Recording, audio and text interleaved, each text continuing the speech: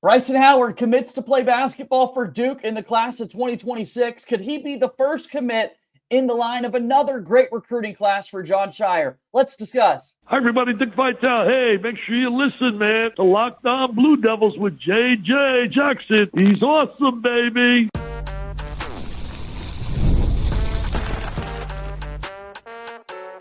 You are Locked On Blue Devils, your daily podcast on the Duke Blue Devils. Part of the Locked On Podcast Network, your team every day. Hello, everybody. Welcome into another episode of the Locked On Blue Devils podcast. My name is J.J. Jackson. It's so great to have you here with us today on Thursday, October 30th, 2025. Locked On Blue Devils is your one-stop shop where we discuss everything going on inside the life of Duke athletics, Duke basketball, Duke football, and so many other great sports going on around campus. On today's show, we're going to highlight this recruiting class for Duke basketball, as recently we saw Bryson Howard make the decision to commit to play for the Brotherhood. Excited to unpack all of that with our friend Brandon Jenkins, the national recruiting insider for CBS and 247 Sports. He's with us on the show today. If you haven't done so already, please be sure to follow and subscribe to Locked On Blue Devils for free, wherever it is that you get your podcast. Be sure to leave us a 5-star rating and written review. You can watch our show each and every day on YouTube. Subscribe to our YouTube channel. Like this video. Share it with your friends as we're continuing to grow our Locked On Blue Devils audience, and appreciate you guys being a part of the ride each and every day. A special shout out to all of our everydayers out there. Thank you for making Locked On Blue Devils your first listen. So without further ado, let's bring on our guy, Brandon Jenkins, who's back with us once again. Finally, my friend, finally, we actually have a commit in the class of 2026 to talk about. I hope you're doing well, sir. Yeah, thank you for having me on. Yeah, it's a good time to be a Blue Devil at this point, right? Dude, we've been waiting, and you've been telling us all summer long, going into the fall, that, listen, the timeline is shifting across the sport. All of these players are waiting for much later in the process. You know, previously, sometimes it'd be June or July that you might get your first commit in the next year's class. Duke had to wait all the way until October. This weekend, it's going to be November. I mean, the calendar is really changing, but finally they get their first commitment in Bryson Howard. Just once again, the timeline has really changed over the last few years when it comes to high school basketball recruiting, right?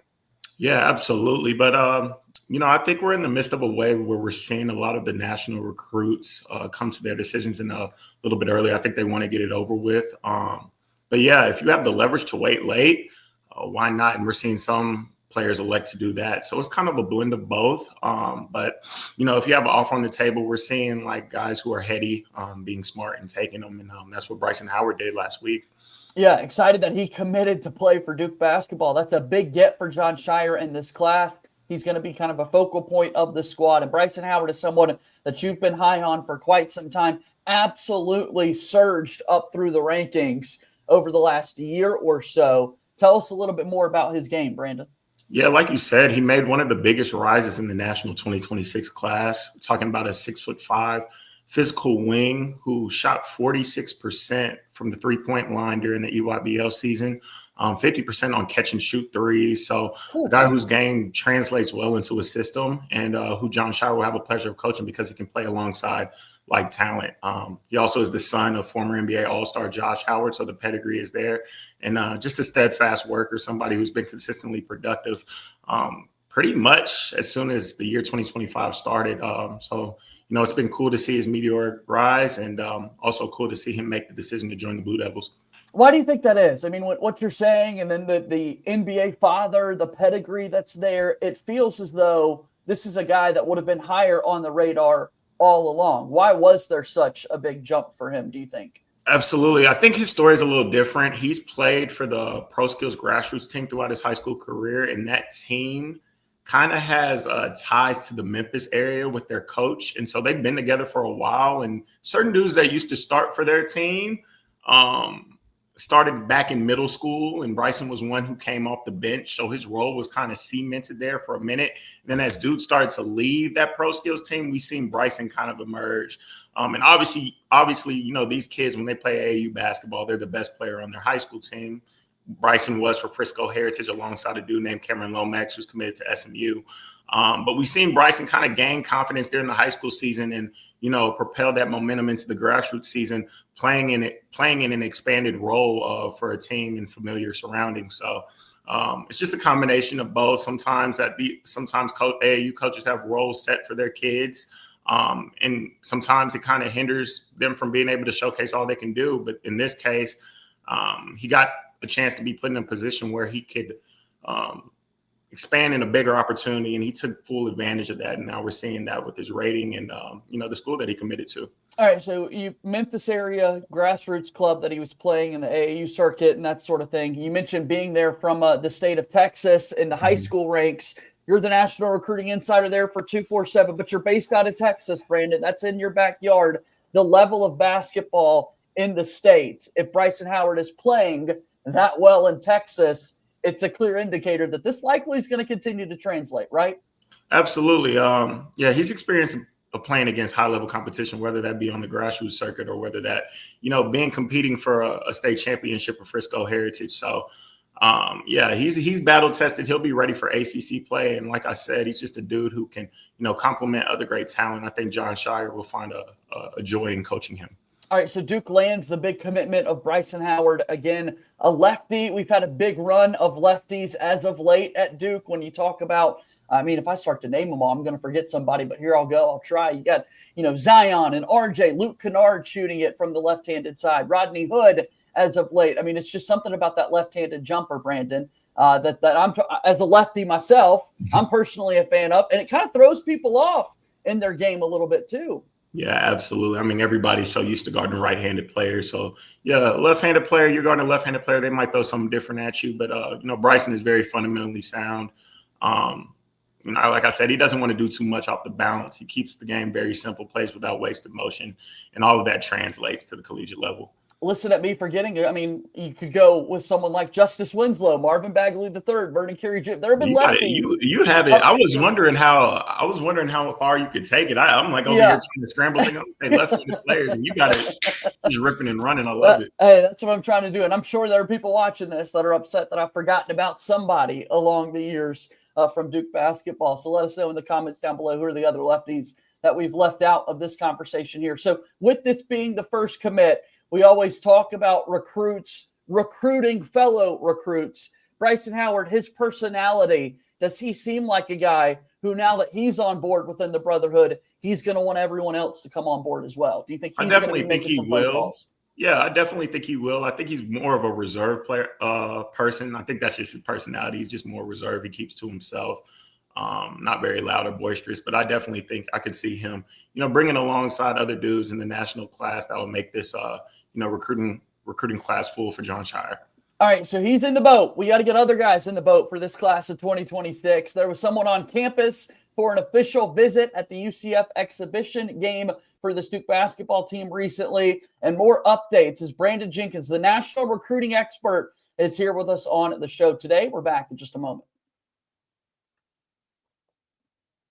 Lockdown Blue Devils here today is brought to you by our friends at Mazda. Mazda crafts cars for those who do more than simply move. Mazda delivers confidence with every ride with more IIHS Top Safety Plus awards than anyone else. From footwork to breath work, athletes sweat all the details. Mazda brings the same intention to how we craft every model. You could feel Japanese craftsmanship in every detail, from the metallic accents to available Napa leather upholstery. You can make everyday drives feel like anything but. From smooth handling to intuitive controls, with all-wheel drive standard in every crossover SUV, you can drive with confidence through almost any season. Like our players, we sweat every detail, because when you make every move count, impossible becomes irrelevant. Mazda, move or be moved. A proud sponsor of Locked On Blue Devils.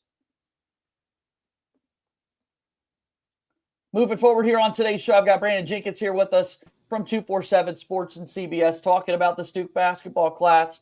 All right, Bryson Howard commits to Duke on the same day that Duke basketball took on UCF in an exhibition, and the same day in which a five-star guard out of Blair Academy in New Jersey was there on an official visit. What have you heard about this, Brandon? Yeah, no, Deron Rippey, he had quite the week with the Blue Devils, huh? He got to see him collect not only the UCF win, but then he goes and takes his Tennessee official visit and sees them collect the dub in their exhibition game too. So I mean, how big is that, man? I mean, the week set up. So we was at Duke on Tuesday. Friday night, you saw the Kentucky exhibition game. He was there in Lexington watching that unfold on a visit with the Wildcats. And then come Sunday, he's in Knoxville. Rick Barnes has given him the sales pitch, and he's got a 6-point lead at halftime. Vibes are high there. 20+ thousand people in attendance for this exhibition game. And then Duke comes out and picks up the dub in the second half. Yeah, man. I mean, that's just a great. I mean, like if you're Duke, you got to be feeling like you're riding high. I mean, at this can't point, complain with that, man. Yeah, what better sample size could you give one of the top point guards in the country? But it's just going to be interesting to see how this plays out. Obviously, with the way he's scheduling his visits, and with the amount of visits that he's taking, you could tell that he wants to make a calculated decision. Obviously, I'm pretty sure he wants to be put in a position where he could, have the keys to the offense from day one. And so I think he's weighing things out. But right now, it's just kind of hard to read who's leading for him at this point, just with all the visits being taken, and just no really intel being thrown out there that's been significant at this point. Yeah, he definitely right now leads the country in the hashtag non-committed jersey pick on the IG feed, right? When he commits, I'm sure all those will go down and whatnot. But with that being said, I mean, look, we've seen him in the Duke uniform. Duke threw out everything for him on the official visit. Looks good in Duke blue. And to watch that game unfold against UCF, be around the guys, be around the program, the brotherhood connection that's already there. Duke made the move, bringing Jason Tatum to be a part of the brotherhood program as their chief basketball officer. And while he's recovering from his Achilles injury, he's going to be back in Durham more frequently throughout the year to help this current team and recruiting pitches. I mean, why would you not want to be a part of this squad at this point? Absolutely. I mean, Bryson Howard took advantage of the opportunity, so why not Rippey? And so it's just one of those things where it'll be interesting to see how this plays out. I mean, obviously, when you're taking an official visit to Duke and you're seeing all the pros and you're just feeling the energy and obviously the brotherhood that they talk about, it's kind of hard opportunity to pass down. That's why I feel like they can they can always hop into the mix of any recruitment, of any recruit that they tap in with. So it's just one of those things where we'll see how Deron weighs out his options. But at this point, we just don't know. We just don't know at this point. It's just so many visits being taken. And like you said, he leads probably every recruit in the hashtag non-committed, not committed category. So, yeah.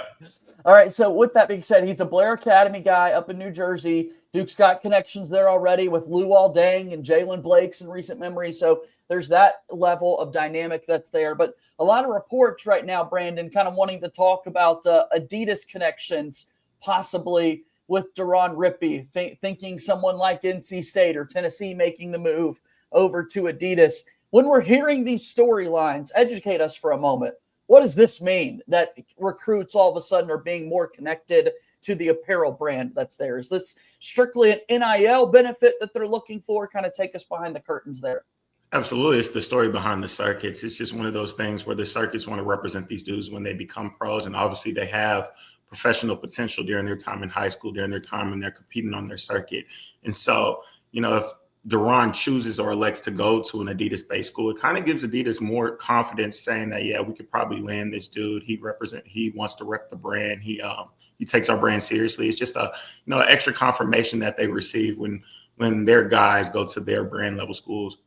All right, we'll see how it all plays out for Deron Rippey Jr. Feels like we're probably not anywhere near a commitment for him. It seems like this is someone who kind of wants to wait and see roster construction, how it all plays out. Like I think from what I've been hearing, and I'm sure you're hearing the same thing, it might be a little while before, maybe even towards the end of this current basketball season, before Rippey Jr. makes a decision even. Hopefully not, because he's taking so many visits at this point. But it'll be interesting to see how he weighs it all out. Obviously, I know all these schools are coming with different pitches. Like you mentioned, they have the Adidas effect. But we just don't know. We just don't know what he's factoring into his decision. All we can bank on is that the fact that he wants the keys to the show. And he should. I mean, he's one of the top point guards in the country, and he's one of the more exciting players to watch. Okay, so now that we've got Deron Rippey Jr. taken care of, Bryson Howard already committed, Duke in heavy pursuit of Jordan Smith Jr., Cam Williams. Those guys have already been on official visits with the Brotherhood this fall. What's the latest here on these guys? I think first, let me touch on Williams. I think he could be nearing a decision probably as soon as next month. He recently released the top three. He's down to Duke, Arizona, and Texas, but I could see this really being a battle between Duke and Arizona. Obviously, Arizona has the in-state effect. Heard his visit to Tucson went really well, but then again, Duke is Duke. And, we can always, if there's a program that we can expect to pull somebody from outside of their state, it would be the Blue Devils. We've seen them do it. We've seen them do it before.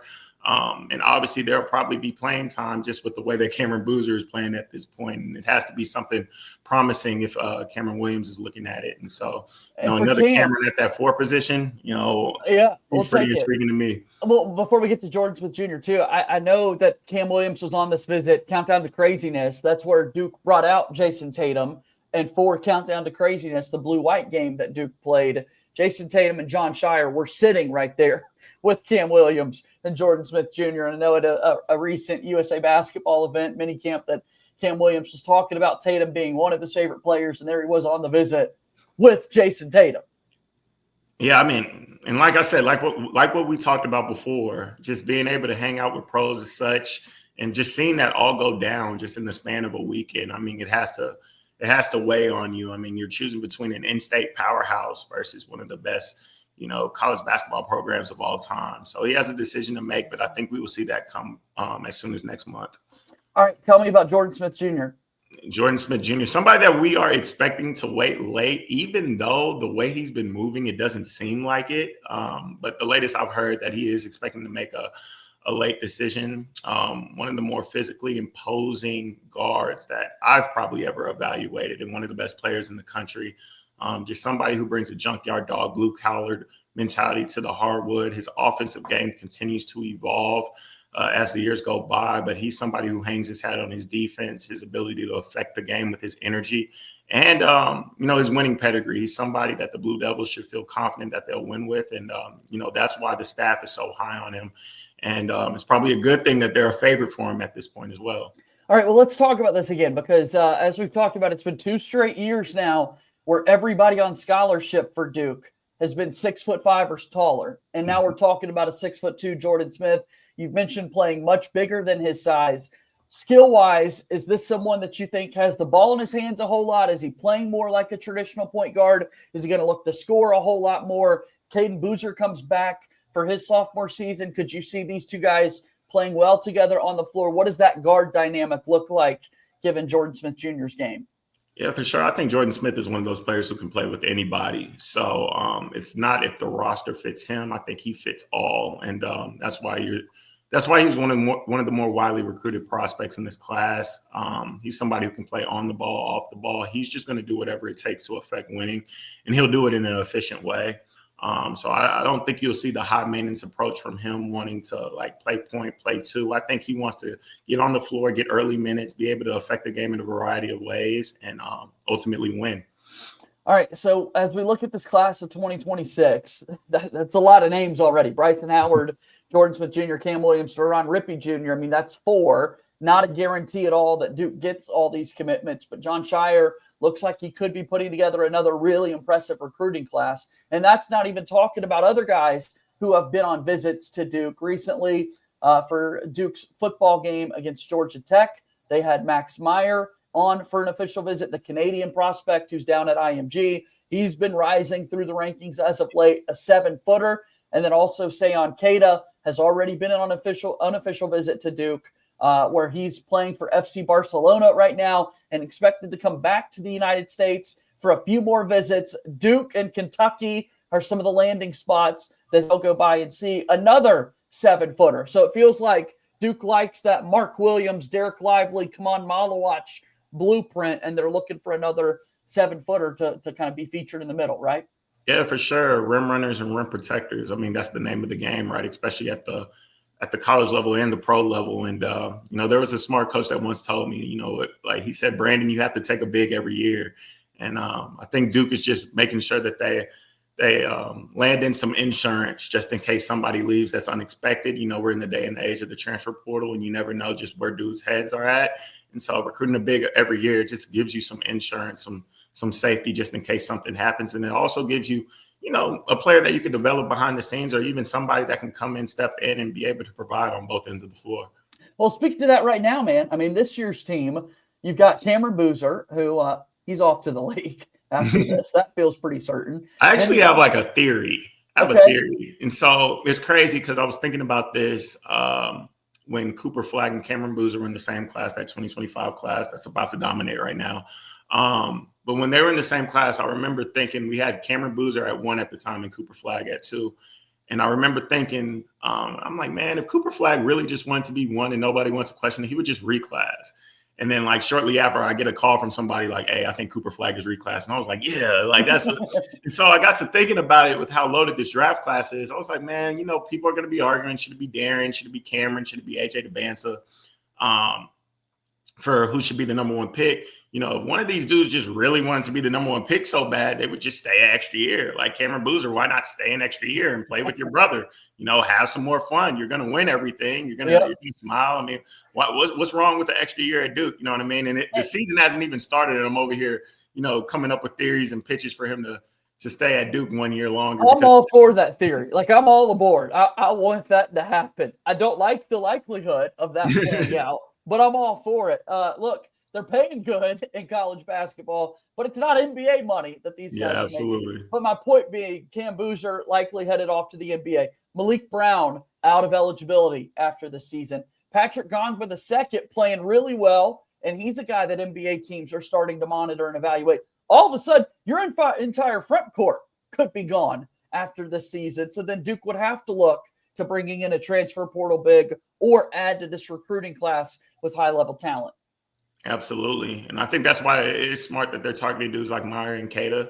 Obviously dudes who could bring size, a skill set, and also the ability to change ends. And, bigs seem to develop at Duke, you know what I mean? And they take very good, fundamentally sound approaches and find dudes that really translate well into the system. And like we said, Jon Scheyer is proven in his ability to coach offense and is proven in his ability to develop bigs. So it's just one of those things where we'll see how they play out and see where their recruitment lands down the line. Must be some good coaching taking place there in Durham. I think that's safe to say with what Duke's got going on. All right, let's step aside for one more quick timeout. On the other side, we've got some big news in future recruiting. How about the class of 2028? Why is that significant for Duke basketball? We'll tell you in just a moment here on Locked On Blue Devils.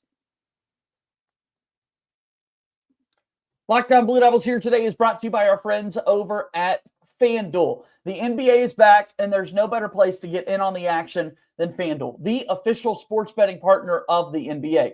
Even if you miss the start of the game or want to ride the hot hand, FanDuel has live bets on everything from who will score next to fourth quarter comebacks. Plus, you can even combine your live bets into a same-game parlay for a shot at a bigger payout. It keeps every game exciting, especially when your team's making that late push. Right now, FanDuel is giving new customers $300 in bonus bets when your first $5 bet wins. So head to FanDuel.com to sign up and play your game with FanDuel, the official sports betting partner of the NBA.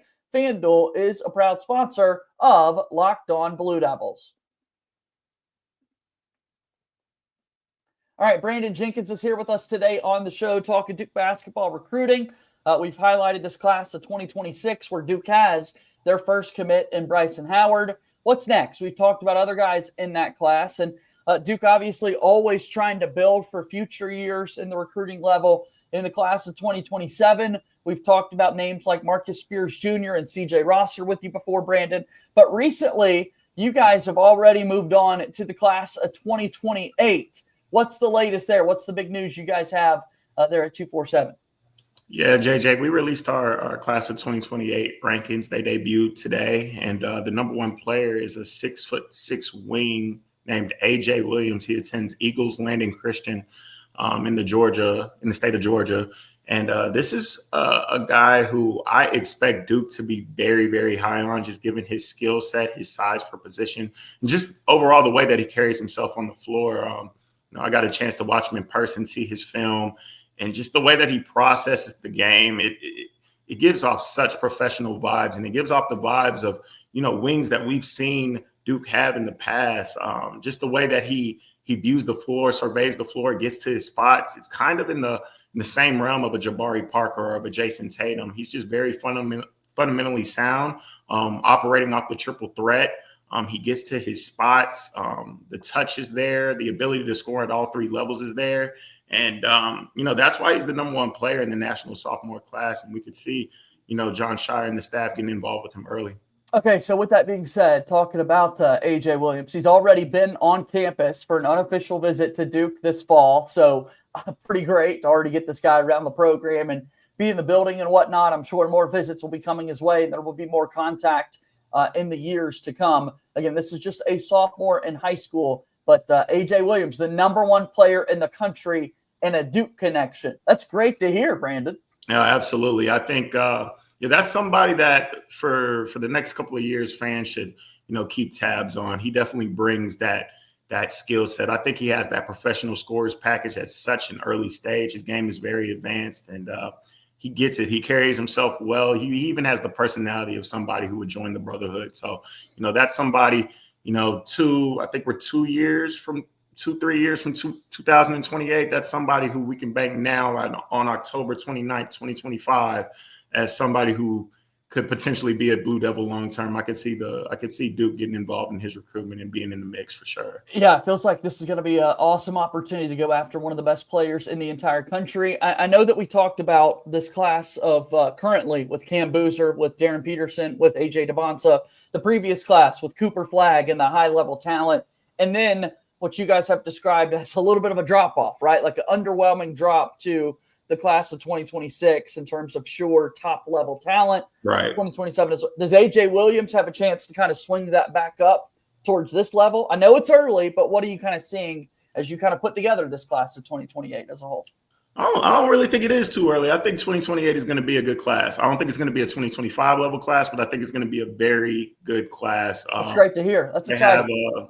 And I think the reason why is they have bigs in that class. They have big wings and they have bigs. I think that's a class where Duke will be able to land a talented wing, like I said, maybe A.J. Williams, and then they have like good bigs in that class. You have a dude out of IMG, Bamba Toure, Dylan Betts, his sister, I believe Lauren Betts plays for UCLA.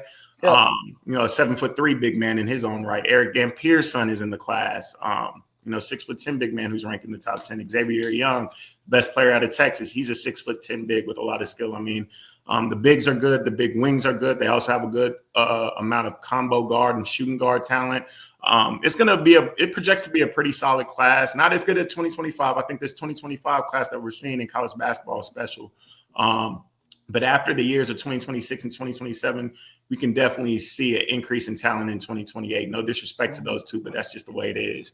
All right, before we go, the 2025 class, we've seen him debut. We've seen 33 points and 12 rebounds for Cam Boozer against UCF, going 4 of 7 from three-point range.